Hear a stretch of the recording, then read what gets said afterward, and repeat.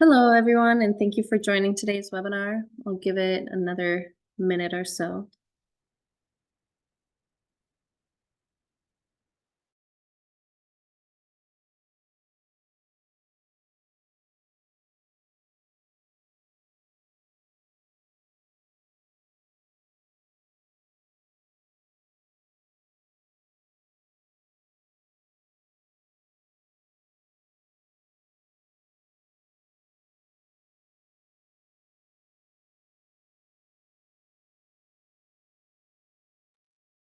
All right, let's begin.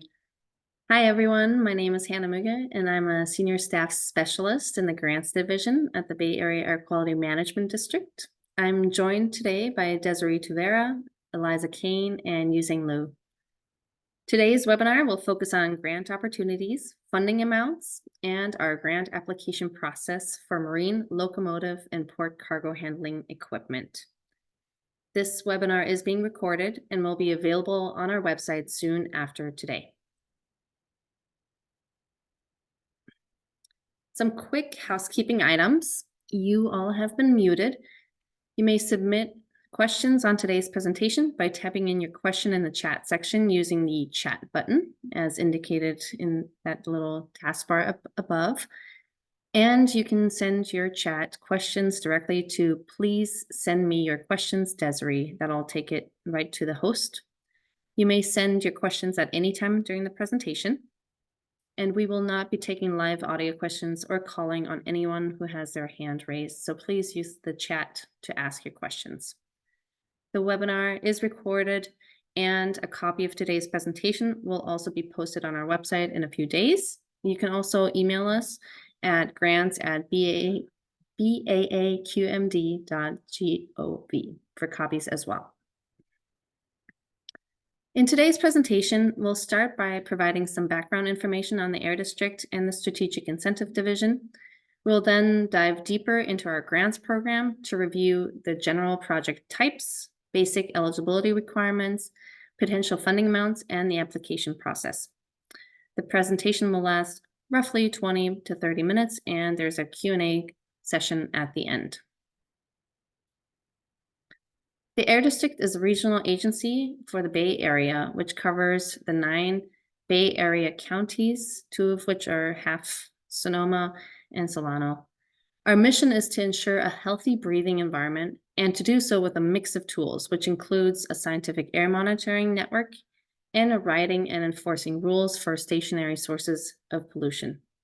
In addition, the Air District provides grants to reduce emissions from mobile sources of air pollution and funds technologies and projects with the greatest potential to reduce air pollutants as well as greenhouse gases by replacing and upgrading different kinds of equipment. In recent years, the Air District shifted its focus to prioritize collaboration with communities disproportionately impacted by air pollution. The input we get from these communities informs our outreach and the types of projects we fund. Here is a map showing some of the areas the Air District has identified as priority areas for grant funding. We're targeting our funding towards projects operating in the Air District's most impacted communities. These priority areas are deemed low income and disadvantaged by the state's Cal EnviroScreen initiative. They're shown here in blue, yellow, and green. These priority areas also include the AB 617 communities of West Oakland, East Oakland, Richmond, San Pablo, and the Bayview Hunters Point, Southeast San Francisco. For this reason, we now require a geographic eligibility form. Please make sure to fill out this form first, which will help you determine whether you are operating in an area being funded in this solicitation.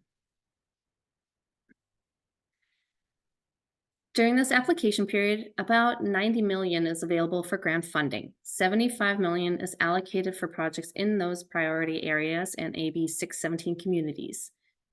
$10 million is available for ag equipment, and up to $8 million is available for zero-emission locomotive projects by public agencies operated in the Air District's jurisdiction. And like previous solicitations, this one will operate on a first-come, first-served basis. Funding is available for up to 80 to 85% of eligible costs, and the deadline to submit your application is February 6th, 2025 at 5 p.m. Here are the types of projects that we are funding. First of all, repower, which are projects where an existing engine is replaced with a newer, cleaner engine. Then we have replacement. Replacement is the replacement of an older, more polluting equipment with newer, cleaner equipment. And lastly, there is funding available for infrastructure as an add-on to support those zero-emission equipment purchased through this program. Examples include electric charging stations to charge electric equipment. And something that's very important to note is that standalone infrastructure projects are not currently eligible for funding, and so during the solicitation. We'll now turn to project requirements to help you get your application in as easily and completely as possible. We'll start with some eligibility basics. As many of you probably know, this is a scrap and replace program. You are required to demonstrate that the equipment is operational, that you have historical usage for the Bay Area, and you must demonstrate that the equipment operates in the areas eligible for funding. Existing diesel equipment must have a Tier 0 through Tier 3 engine, and diesel engines must be greater than or equal to 25 horsepower. Next, we'll talk about regulatory compliance because this is very important for eligibility. Fleets and equipment cannot have any outstanding violations and must be in full compliance with all applicable regulations and be registered with CARB and/or the Air District to receive funding. Funding cannot be used to bring equipment into compliance, and funded equipment cannot be used towards compliance requirements while under contract. Please note that the Air District is not the regulatory agency responsible for these regulations, so please contact CARB, the California Air Resources Board, if you are unsure what regulation applies to your fleet and equipment, or if you would like additional compliance information. Below here in the lighter blue is the diesel hotline, the 18666 diesel, and for marine vessels, please contact the Harborcraft at arb.california.gov for help and more information. Now I'm going to hand it off to Yuzhang Liu, who will talk about the specific project types. Thank you, Hannah. And this is Yuzhang, our Senior Staff Specialist with the Portrait Marine team from the Bay Area Air Quality. I'll be carrying on the presentation until the end of this presentation. So I'll go into some more details. So in this section, we will be focusing on grant opportunities available for marine vessels. Make sure you know the application deadline is coming up on February 6th of 2025. So it's essential to start preparing early. So for marine, one of the crucial criterion is that the vessels must be domiciled within the priority areas, such as West Oakland, East Oakland, Richmond, São Paulo, Bayview, Hamptons Point, Southeast San Francisco. Or the vessel must be operate 90% within the San Francisco Bay. This ensures that the benefit of the program will be stays locally. And secondly, our applicants must provide at least 2 years of historic hour meter usage for their vessel. Vessels and fleets must be in compliance with the California Commercial Hovercraft Regulation, and the project must complete at least 1 year before any compliance deadline. For vessels planning to convert to zero-emission engines, proof of Z application submitted to CARB is required for repower or replacement project. Next slide, please.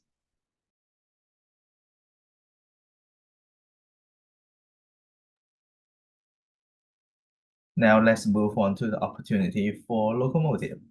Eligible locomotive include class 1, 2, 3, freight and passenger railroads.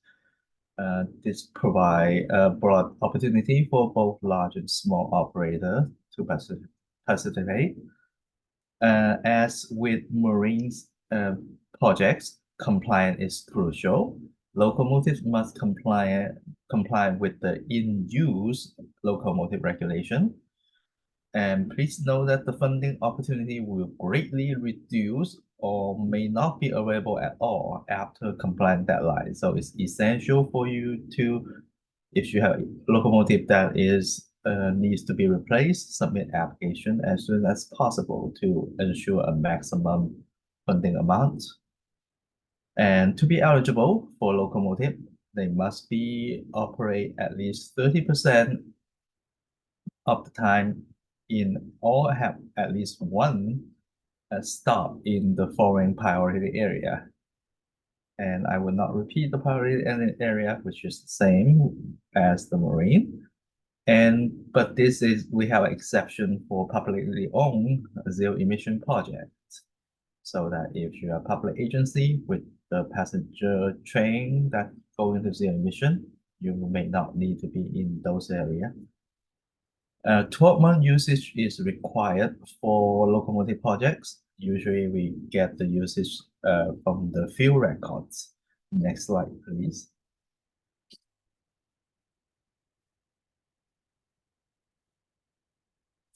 This slide focuses on cargo handling equipment at the ports. Eligible equipment including equipment operating primarily in the ports, such as rubber tire, gantry crane, and yard trucks. To qualify, the equipment must have been owned in the Bay Area for at least 2 years. In addition, the applicant must provide 2 years of historic usage data. Complying with the regulation is mandatory. Equipment must meet the relevant regulations such as the off-road regulation, cargo handling regulation, in order to qualify for funding. For smaller off-road equipment at the ports, such as forklifts less than 8,000 pounds the capacity, is eligible for the program. For forklifts that are over 8,000 pounds may get higher grants under the VW mitigation grant. So please feel free to contact us for more information regarding the VW mitigation grants opportunities. Next slide.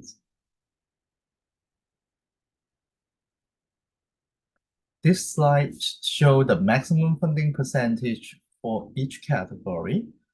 For marine project, it really depends on the existing engine tier and the new engine tier, and whether or not the existing engine is currently being regulated with a compliant deadline. For specific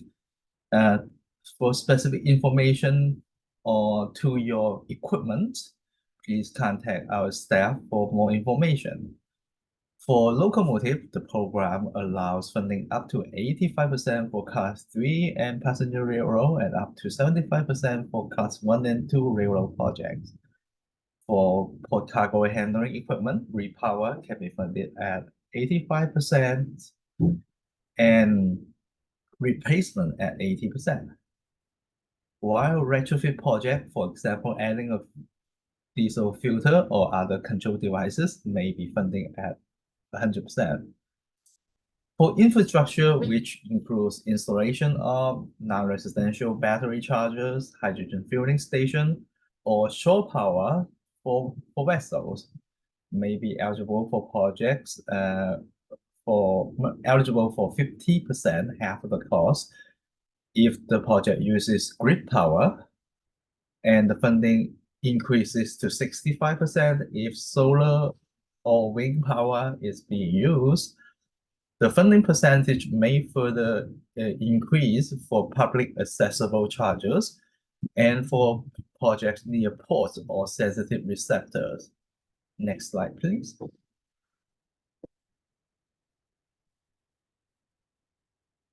Next, I will briefly go over what costs are reimbursable under the program. And for replacement or repower project, the following costs are eligible for reimbursement.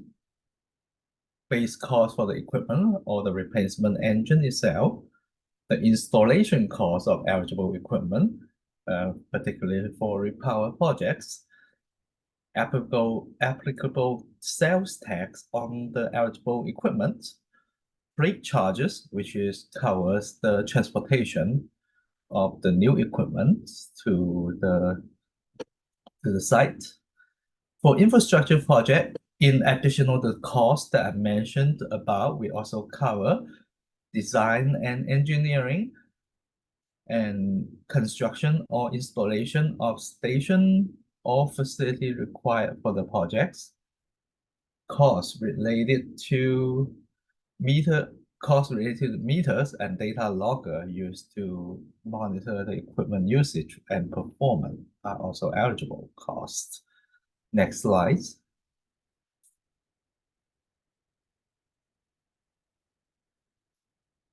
And this concludes the main equipment category for this presentation, which focuses on port freight marine projects. However, please note that the Car Moya program provides grant funding for many other categories, such as on-road trucks and off-road equipment. Please check our BAQMD website, which will be shared later in the presentation for details on those other categories. The Bay Area Air Quality Management District also offers zero-emission grants via the VW mitigation program. Eligible category including forklifts and port cargo handling equipment, and the VW mitigation fund also funds zero-emission marine projects. For details, please refer to the VW website. Next slide. I return to the application process briefly before you apply. We encourage you to visit our website to determine eligibility, gather equipment information and documentation, identify your replacement equipment or engines, then log into the district's application portal. Next slide.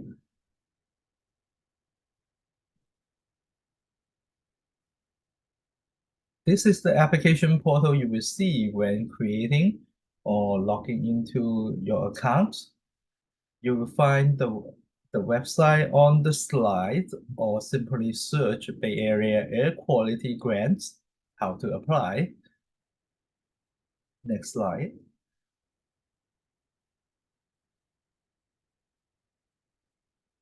This slide provides the overview of the key steps involved in the Car Moya program process from application submission to payment. I want to emphasize an applicant cannot order the equipment until the grant is fully approved with the contract signed by all parties.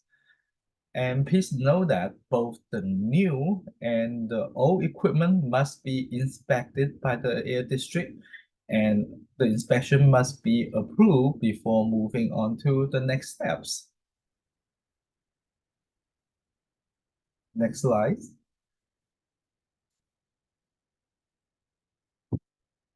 Here are the contact details for steps in our team. Feel free to contact us via phone or email if you have any questions. I also including the websites that are relevant to the equipment category that we talk about today.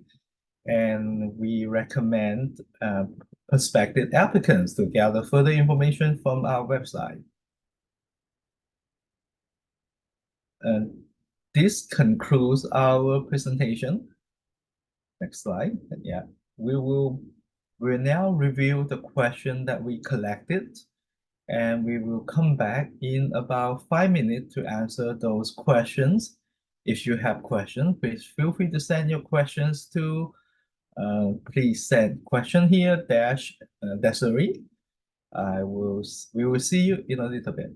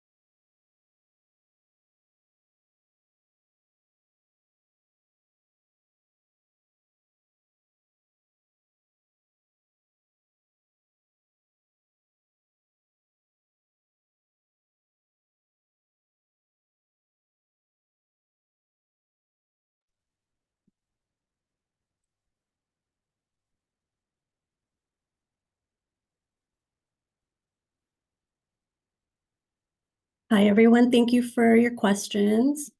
So we can, if no other questions have come in, we can go ahead and start answering them now. One of the questions that we got in the chat is, if the company is out of compliance with doors, but has individual pieces of equipment that is tier 2 or 3 in compliance, can these individual pieces of equipment be applied for? Eliza, can you take that question, please? Yeah, sure. Hi, everyone. My name is Eliza Kane. I'm a staff specialist here at the Air District in the PFM group. And so the answer to that question is no. The fleet must be in compliance. And for off-road equipment, that's required to be reported indoors. We ask for the applicant to provide a compliance snapshot from doors to show that the entire fleet is in compliance for those applications. So even if a few pieces of equipment are in compliance and the rest is not, because they're fleet-based regulations, the entire fleet needs to be in compliance. Thank you. The next question we got is scrappage required? This is one of 3 questions. Let's see. Yu Zhang, can you take that question? Yes, as explained in the presentation, and the Cowboy program is mainly a scrap and replace program, whether or not it's for the engine or the equipment. The baseline equipment must be scrapped and permanently removed from the service. For repower project, that means the baseline engine need to be scrapped and permanently removed from service. Thank you. Thank you, Yu Zhang.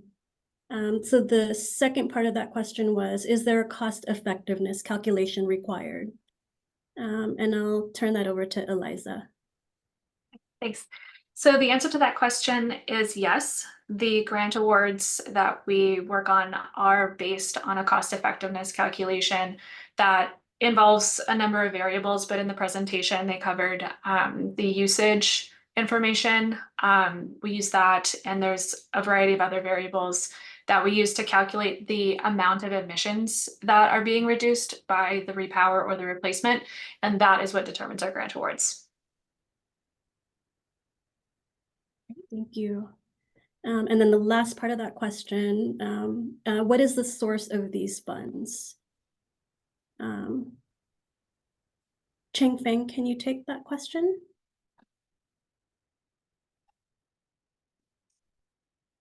Yes, trying to open my mic. Good afternoon. So my name is Cheng Feng Wang. I'm the manager for the Porphyry Marine team. So I'm happy to answer this question.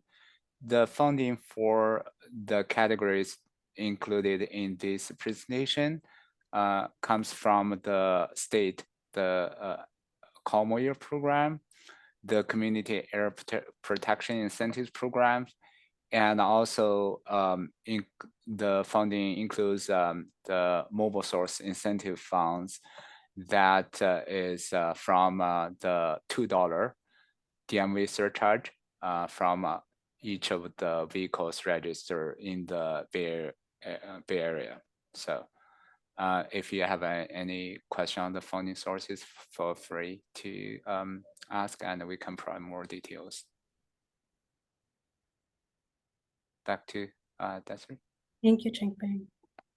So we have another question that came in for the marine program. Is the construction of a battery electric float eligible as an add-on infrastructure project?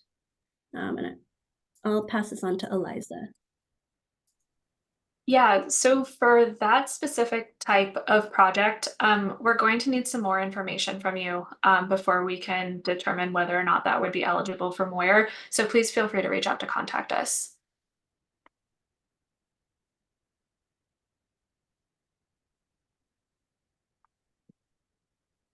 Great, thank you. Let's see. Another question that came in is ZE required for CHE?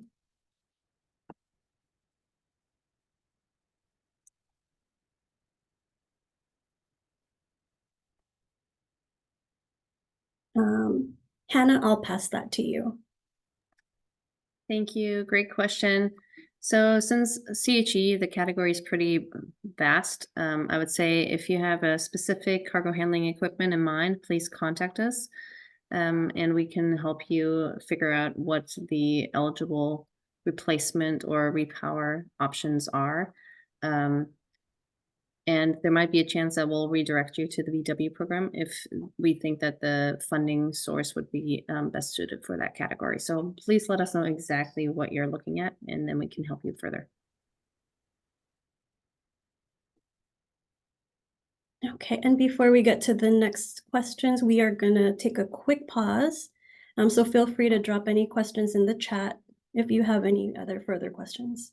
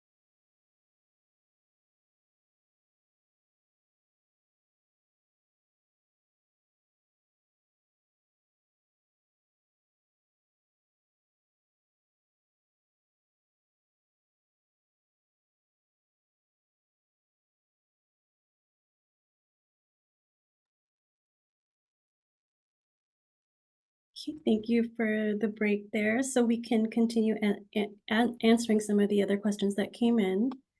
Another marine question is converting diesel to battery electric propulsion eligible as a repower project? And are purchase of new alternative fuel or electric vessels eligible? I'll pass that question on to you, Zhang. The general answer is yes. Converting a diesel vessel, a diesel engine to a battery electric propulsion, definitely eligible for the as a repower project. And please note that as we said in the presentation, now with the updated guideline from the state, the ZEAT, which stands for Zero Emission Alternative Technology. So a Z review by the state is needed. So I recommend you start the contacting with the state and trying to obtain a Z, at least file a Z application, which we require before you filing a grant. As to the second part of your question, our purchase of the new alternative fuel, zero electric vessel are eligible. I would also say generally yes. However, this is a scrap and replace program. So for the Calmoya program, you might need to give up one of your older vessel so that we can fund it as a replacement program. And it's worth also mention if your vessel is a ferry, tugboat or towboat, conversion from diesel to battery electric will also be eligible for the VW zero emission program. So feel free to contact us with more information so that we can direct you to the right program that gives you potentially higher funding. Thank you. Thank you, Zhang. Okay, so the next question we have, what is the capacity basis for forklift eligibility? Less than 8,000 pounds? And I'll pass that question on to Hannah. Yeah, thank you so much for this question. So for the Moyer program to be eligible as a forklift, it is less than 8,000 pound lift capacity. As soon as you have something larger than 8,000, we would redirect you to the VW mitigation program. So yeah, please identify what your lift capacity is and we can help you out.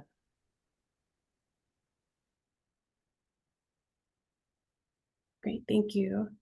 Okay, so the next question we have, if the VWM TF zero emission freight and marine program will handle larger capacity forklifts, when will this program be open for enrollment? And what total funding amount will be available for that program? And I'll give it back to Hannah. We're targeting opening the VW program up for a solicitation 5 before the end of the year. And we're looking at roughly up to 25 million being available for that program solicitation.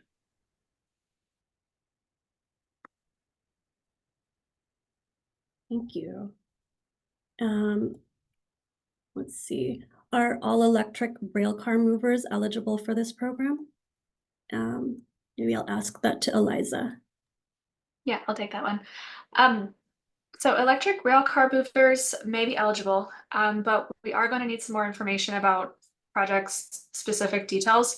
So please feel free to contact us about that.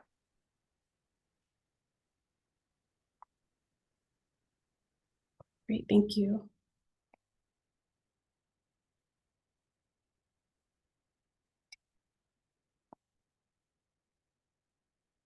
And let's see, we can take another quick pause.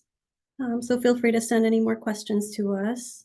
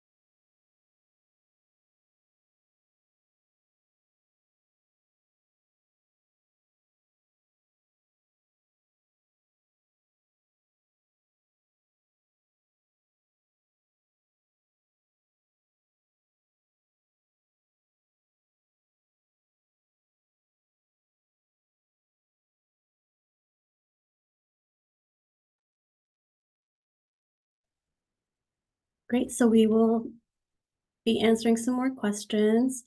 A question that came in, what's the evidence ZE locomotives are even commercially available? Why has Tier 4 been excluded? Please provide examples and proof that ZE locomotives aren't just in their demonstration phases. Are there any even operating in the Bay Area currently for Class 3 or industrial railroads? I'll pass that message on to Chengfeng. Thank you, Desiree. So just to clarify, Tier 4 locomotives are still eligible if they are operating in the AB 617 areas. So for projects that do not, for locomotive projects that do not operate within the AB 617 areas, they need to be zero emissions and also needs to be from a public agency. Again, so if they are within AB 617 areas, they don't need to be zero emissions. Back to Desiree. Thank you, Chengfeng. Okay, another question that came in. Are zero emission rail car movers eligible under this solicitation as they perform the same function as a locomotive? I'll pass this question on to Eliza. Yeah, thanks. So similar to the previous zero emission or electric railcar mover question, we do need more information about specifically the project type here. So if you have any questions about specific projects, I would really encourage you to reach out to us and we can answer any questions that you might have. Great, thank you. Let's see. Since there's been a recent delay in reporting date requirements for the in-use locomotive regulation order, what compliance standards must be met for an eligible locomotive replacement application? And I'll ask that question to Yu Zhang. Yes, delay in reporting date requirements.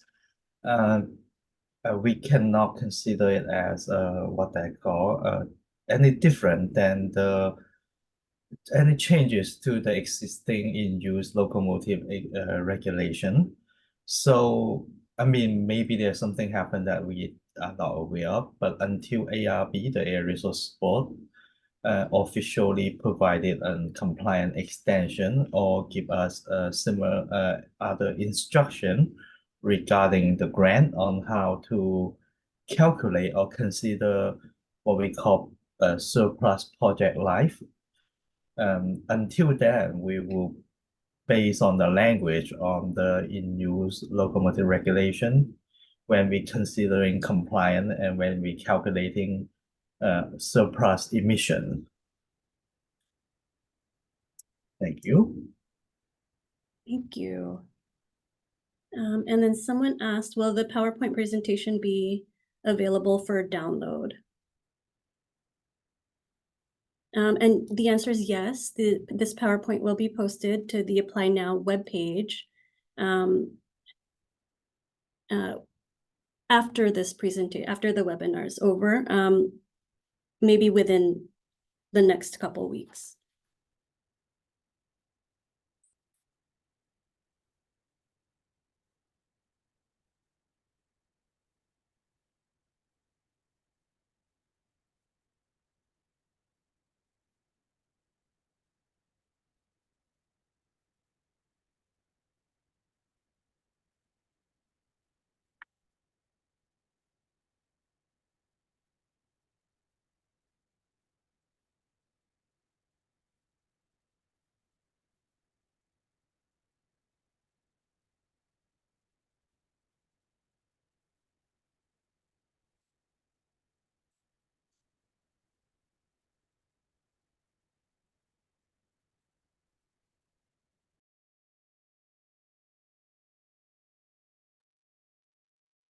Okay, and we will take just another quick pause.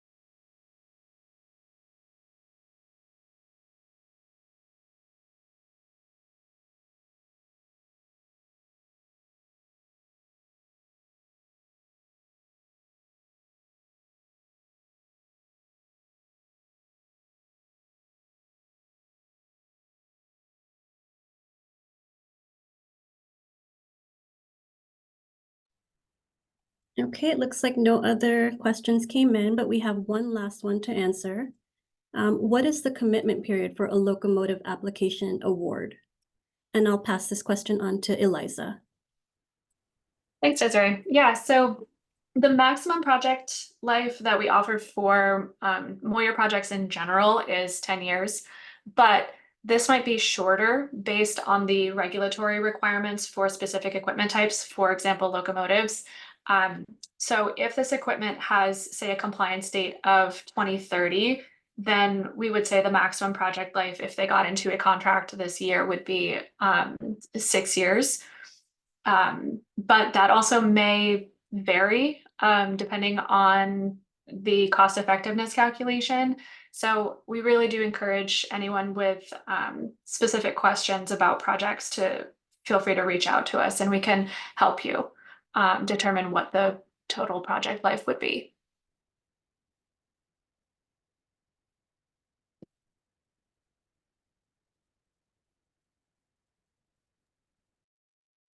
Thank you, Eliza. And it looks like that was our last question. So I'll pass it back to Hannah. So I want to thank everybody for participating in today's webinar. We really appreciate your comments and questions. And I'd like to encourage everybody to review the application material on our website and also to look for the recording to share with any colleagues you have who might be interested in our program. And always subscribe to any of the programs and opportunities we have on our website as well. So with that, thank you again and have a nice day.